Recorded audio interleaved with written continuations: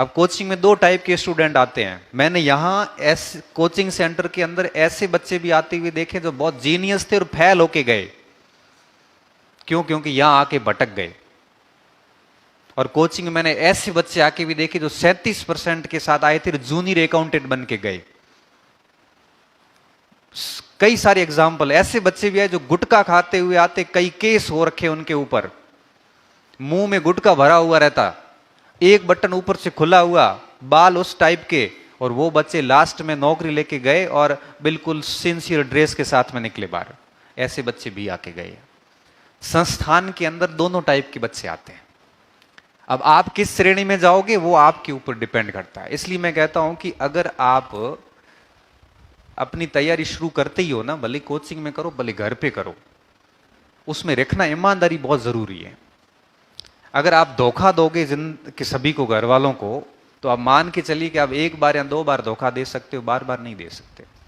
और धीरे धीरे स्थिति ऐसी हो जाएगी, घर वाले शादी कर देंगे, शादी करने के बाद में 1-2 साल तक खर्चा देंगे, तीसरे साल कहे भाई तेरा टाबर तुम बाढ़ के, तेरे करने वाला हमने कर लिया। फिर किसी प्राइवेट स्कूल में जाओगे, इधर उधर करोगे, 10-5 हजार के लिए तोटे पड़ेंगे। 1 रुपया कैसे आता आपको पता नहीं है। तो एक बात ये कहना चाह रहा हूं कि सिचुएशन को ऐसा मत समझना कि जीवन भर आपकी सिचुएशन ऐसी रहेगी।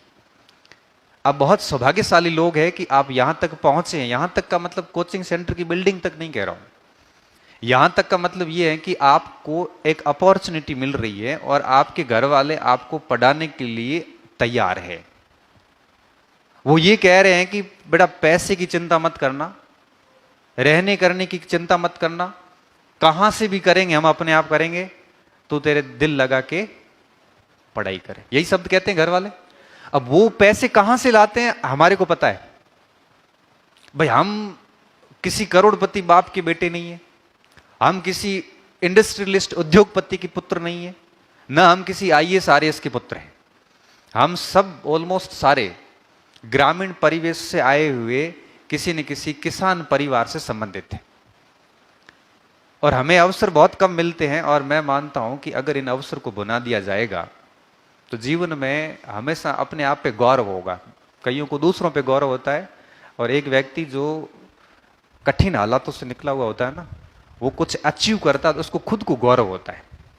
इस गौरव को अभी आपने महसूस नहीं किया, मैं हर दिन करता हूं। बीच में मैं इंटरव्यू लेने की जयपुर गया था। अब मैं जयपुर गया तो वहां पे मुझे इतने बच्चे मिले, मतलब मैं एक समय था, मैं 13 साल पहले जयपुर गया था तो कोई जानता ही नहीं था। अभी जब 13 साल बाद अभी 1 महीने पहले गया था तो स्थिति ये थी कि होटल से लेके कोचिंग सेंटर जहां जहां गया ना, मुझे कोई न कोई बच्चा जरूर मिला, सर नमस्कार। क्यों? ये इस शरीर का सम्मान नहीं है, ये सम्मान है नॉलेज का। आप जितना अर्जित करोगे, डॉक्टर भीमराव अंबेडकर क्या कह के गए? भीमराव अंबेडकर को मानने वाले और पढ़ने वालों को एक बात पता है। उन्होंने कहा था कि जो ताकत इस किताब में है ना, वो ताकत इस दुनिया की किसी शक्ति में नहीं है, और इसमें जितना डूबोगे ना, लोग उतना आपको ऊपर उठाते जाएंगे। तो कहने का साफ मतलब है कि इस मौके को जो आपको मिल रहा है, मौका मिला है कॉलेज के अंदर। आपको पता है भारत के अंदर अगर आप आंकड़े देखोगे ना, मुश्किल से 2% बच्चे कॉलेज शिक्षा तक पहुंचते हैं। मुश्किल से 2% बच्चे, हजारों बच्चों को तो शिक्षा मुहैया नहीं होती है, और आपको मिल रही है, यह बहुत बड़ी बात है। तो एक दिन भी खराब ना करें, और अपने आप को पूर्ण रूप से अगर पढ़ाई में समर्पित करोगे ना, तो 2 साल के बाद में ऐसे रिजल्ट निकलते हैं जिसकी कल्पना हमने कभी की नहीं थी। मैं खुद बैठा हूं आपके सामने, 10th के अंदर बड़ी मुश्किल से पास हुआ था।